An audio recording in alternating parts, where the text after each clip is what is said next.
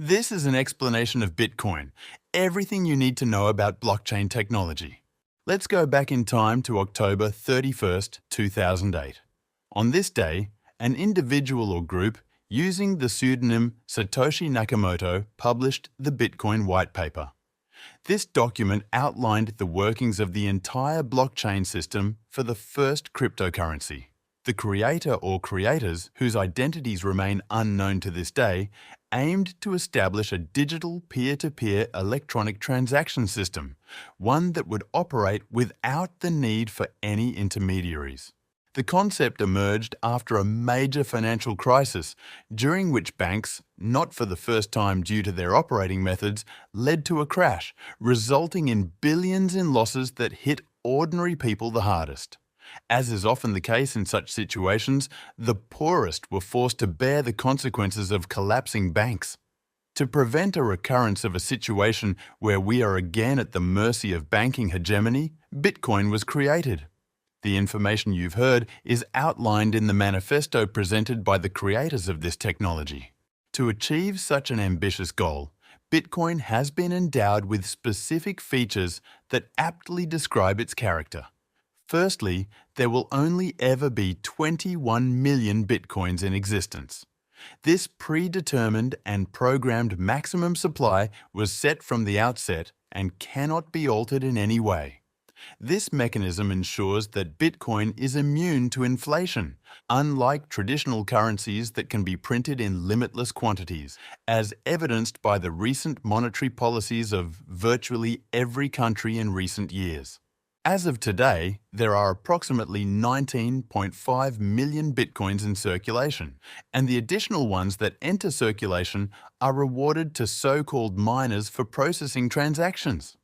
Miners are individuals worldwide with powerful computers who voluntarily utilize specialized computational software to encrypt and process transactions. This effort grants them the chance to receive rewards in the form of the aforementioned new Bitcoins in exchange for supporting the network. The number of Bitcoins received by miners decreases by half every few years due to a process called halving. It is estimated that all BTC will be mined in about 120 years. How does this system work? Every time we send a transfer or carry out any operation, the information about the details of our transaction goes into a so-called block.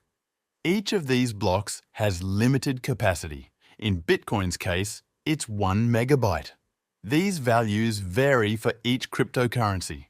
When the memory of a block is filled, computers create another block, which is connected to the previous one and will be linked to those that will be created in the future. Miners receive a reward in the form of mined Bitcoins for closing such a block. The creation of blocks is continuous, uninterrupted, and consistent. Visually, this process resembles a chain, which is why the entire process is called blockchain. A crucial feature of such a blockchain is the fact that once a history is created, it cannot be edited, deleted, forged, or manipulated. This is the most significant attribute ensuring security. This arises from the practice of simultaneously recording transactions, creating blocks on tens of thousands of devices worldwide at the same time. Each of these devices has access to the entire blockchain history from its inception and updates it in real time. This is the essence of decentralization. The system doesn't rely on any external institution to function.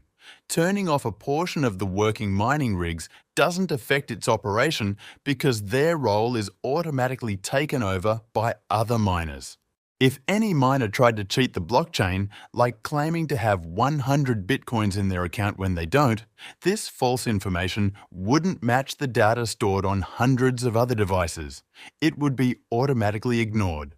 To cheat the whole system, a miner would need 51% of the total computing power, which is practically impossible in a vast network like Bitcoin. Because miners are spread all over the world and everything operates according to a programmed and encrypted algorithm, you can't send a Bitcoin twice, take someone's funds without authorization, or compromise the safety of the entire transaction and storage system. Each of us can generate a free and secure wallet protected by a passphrase of 12 or 24 words known as a seed phrase. Due to the vast number of characters in such a password, there are billions of possible combinations, making it practically impossible for someone to guess someone else's passphrase. Bitcoin's blockchain is transparent and open. If someone knows our public key, it's our deposit address, they can check our account balance and transaction history. But they can't interfere with these operations in any way.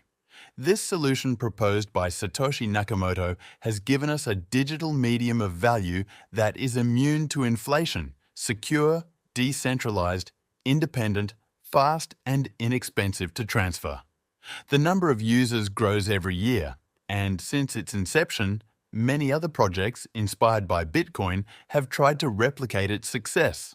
Does Bitcoin have any flaws? Since its inception, several years have passed, and it seems that every technical aspect has been thoroughly thought out and has been working smoothly from the very beginning. However, there are a few issues that can potentially pose a problem in certain cases. One of them is the speculative nature of the cryptocurrency. There are periods when Bitcoin is cheap, times when nothing much happens, and moments when its value skyrockets. For beginners and inexperienced holders, seeing the price drop below what they paid can be emotionally challenging and hard to endure. Often, such individuals sell everything at a loss, become disillusioned with the entire crypto world, and join the ranks of skeptics who firmly believe cryptocurrencies are scams. It's important to honestly acknowledge that cryptocurrencies aren't suitable for everyone. Returning to Bitcoin's downsides, the second issue is the fact that we still don't know who created it. If the day comes when we find out, a lot could change, for better or worse.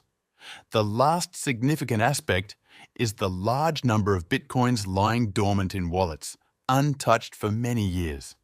We don't know if their owners have forgotten their passwords or are simply waiting for the right moment to sell.